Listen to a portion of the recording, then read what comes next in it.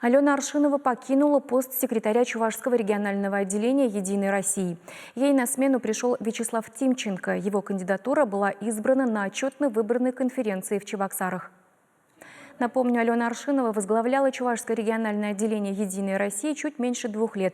До этого 2 срока представляла нашу республику в Госдуме. Без ее участия не обходилось ни одно важное событие в регионе.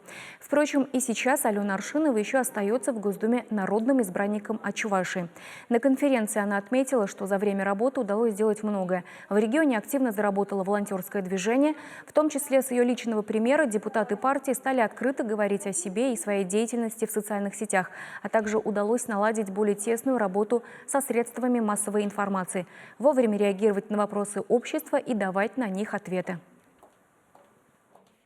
Это открытость нашей партии, это открытость нашей работы. И когда мы с вами объясняем эту работу на каждом шагу, тогда не задают вопросы, что нас видели с вами как будто бы только во время выборов, а потом пропали.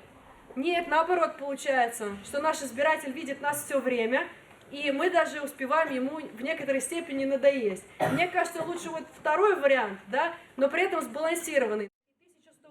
Вячеславу Тимченко, который сменил на посту Аршинову, 66 лет. Он родился в городе Новошахтинске Ростовской области. Окончил Новочеркасский политехнический институт, аспирантуру Российской академии госслужбы при президенте Российской Федерации. Работал в комсомоле, служил в армии, позже в банковской сфере. Был депутатом Госдумы нескольких созывов. С 2014 года член Совета Федерации от Кировской области. Сегодня возглавляет Сенатский комитет по регламенту и организации парламентской деятельности. В «Единой России» ранее возглавлял Межрегиональный координационный совет по ПФО.